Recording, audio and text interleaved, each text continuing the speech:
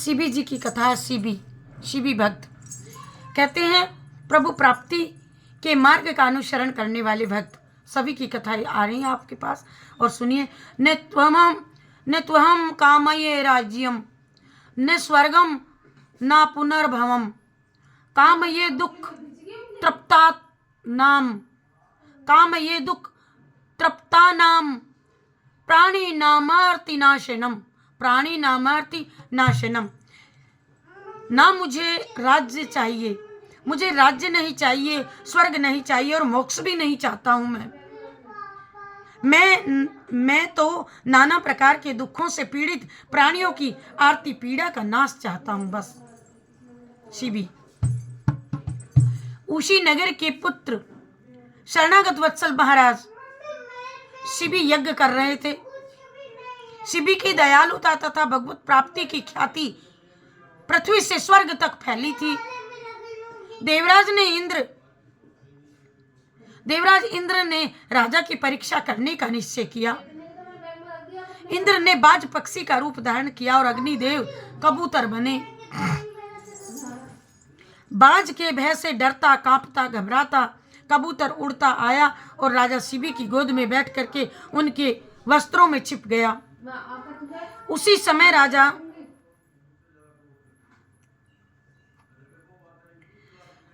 समय वहां एक बड़ा भारी बाज भी आया और वह मनुष्य की भाषा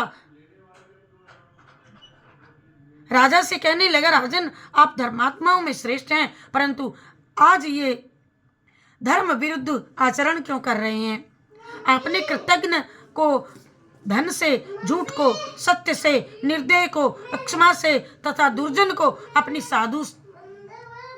साधुता से ही सदा जीता है। आप तो अपनी बुराई करने वाले का भी उपकार ही करते हैं, जो आपका अहित सोचते हैं उनका भी आप भलाई करना चाहते हैं।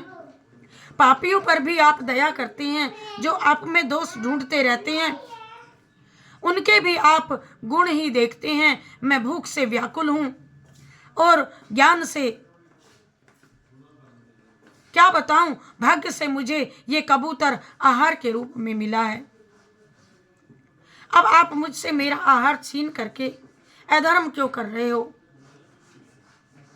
कबूतर ने राजा से बड़ी कायरता से कहा, महाराज मैं इस बाज के भय से प्राण रक्षा के लिए आपकी शरण में आया हूं और आप मेरी रक्षा कीजिए।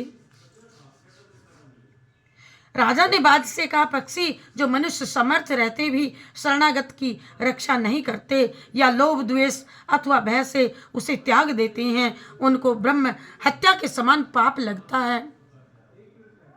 सर्वत्र उनकी निंदा होती है। मैं मरूंगा, इस प्रकार सभी को मृत्यु का भय तथा दुख होता है। अपने से ही दूसरे के दुख का अनुमान करके उसकी रक्षा करनी चाहिए।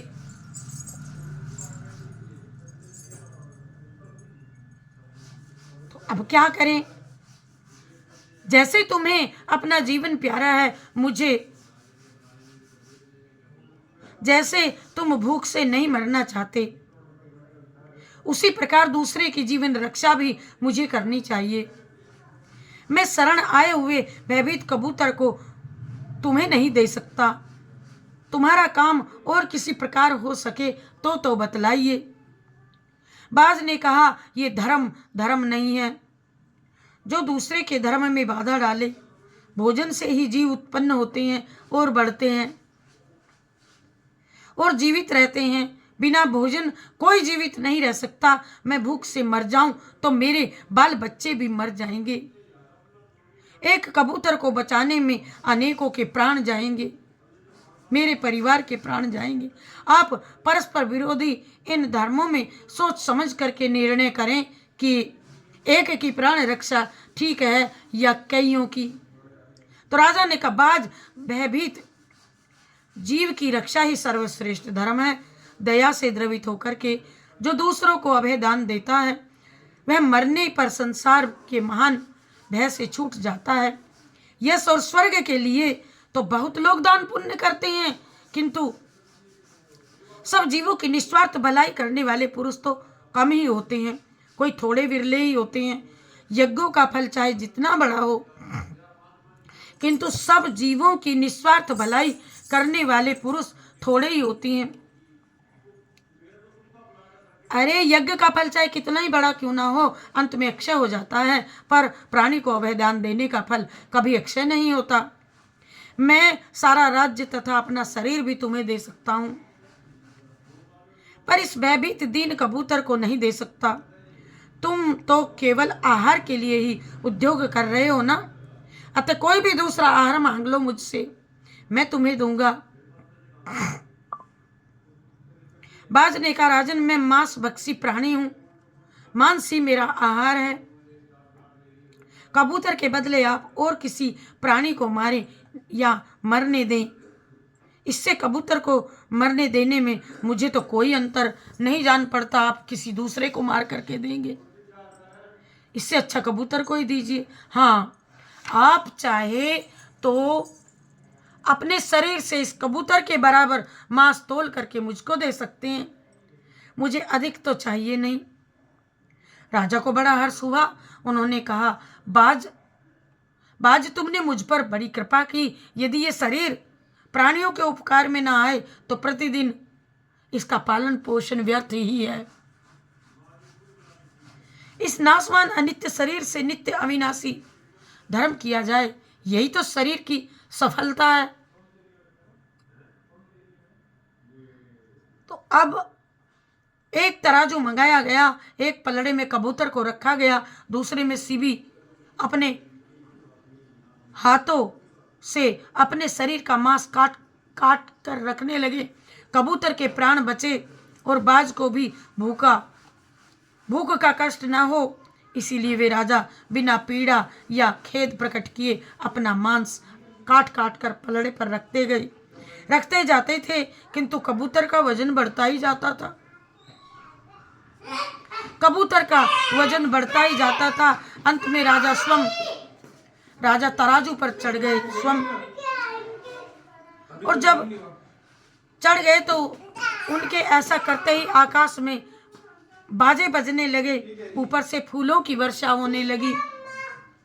ये मनुष्य भाषा बोलने वाले बाज और कबूतर कौन है, ये बाजे क्यों बजते हैं? सोचने लगे, देखने लगा, सुनने लगा।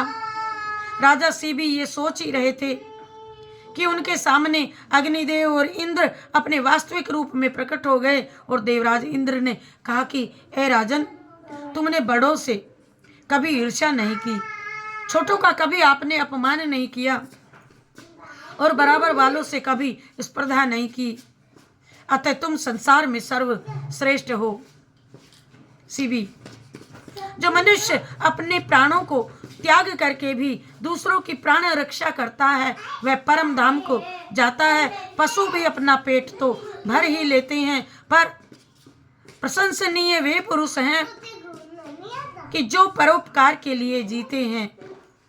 अपना जीवन संसार में तुम्हारे समान अपने सुख की इच्छा से रहित केवल परोपकार परायण साधु जगत की रक्षा के लिए ही जन्म लेते हैं।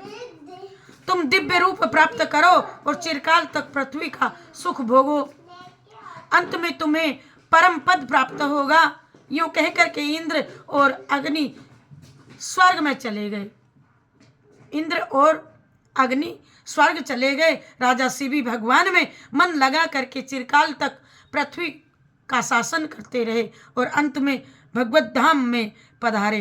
बोलो श्री राम जय राम, जय जय राम। बोलो श्री राम जय राम, जय जय राम। बोलो श्री राम जय राम, जय